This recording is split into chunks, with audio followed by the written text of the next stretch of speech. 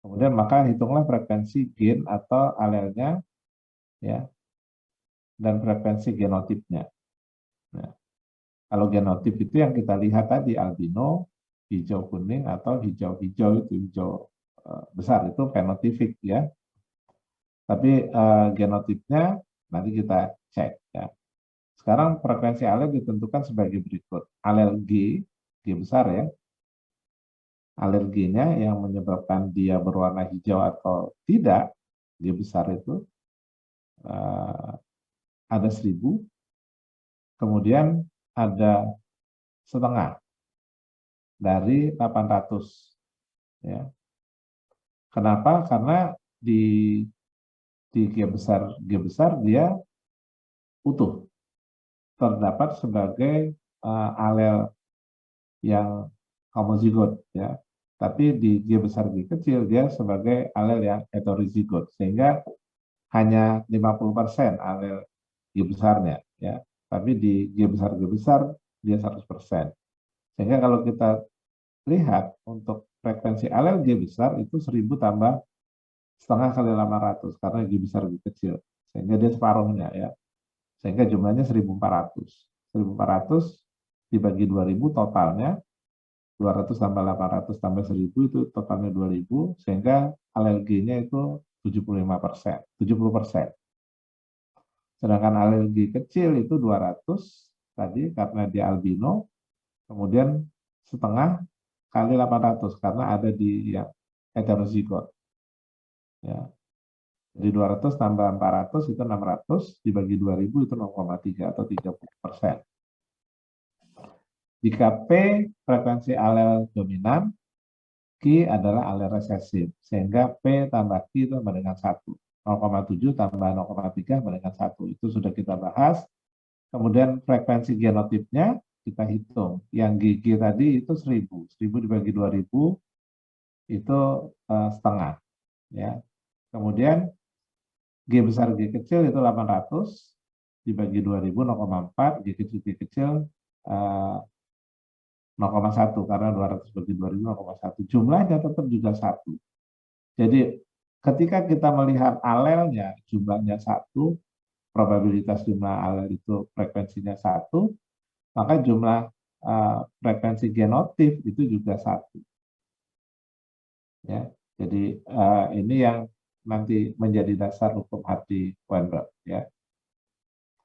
Kemudian ini ada data juga, data frekuensi golongan darah sistem MN pada orang Eskimo yang disurvei di Greenland ya oleh Moran, bahwa frekuensi golongan darah MN sama N masing-masing sebesar 83,5% untuk yang M, dan untuk yang MN itu 15,6% dan yang N 0,9%.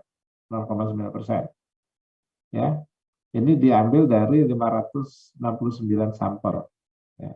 Dan kita mengetahui bahwa alel ganda pada genotip golongan darah M, MN, sama N itu IM-IM, IM-IN, dan IN-IN.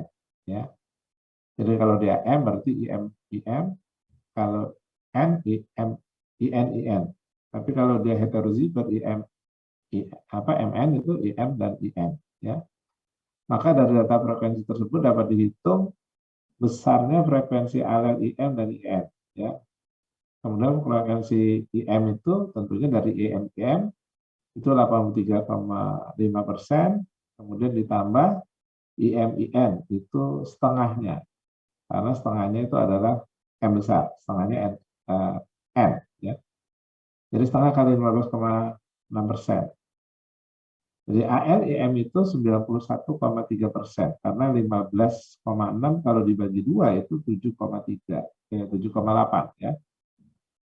7,8 tambah 83,5 itu menjadi 91,3. Sedangkan frekuensi alel IN itu 0,9 tambah setengah kali 15,6 tambah berapa? 8, tambah 7,8 ya. 7,8 tambah 0,9 ya, berarti 8,7%. Itu alelnya.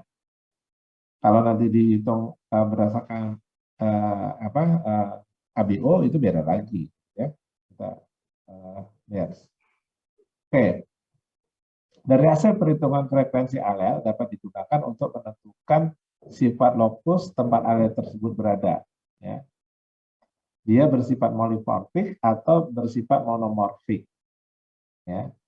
Kalau polimorfik terjadi perbedaan fenotipik yang banyak, ya. Ada keragaman pada fenotipik, itu yang disebut dengan polimorfik.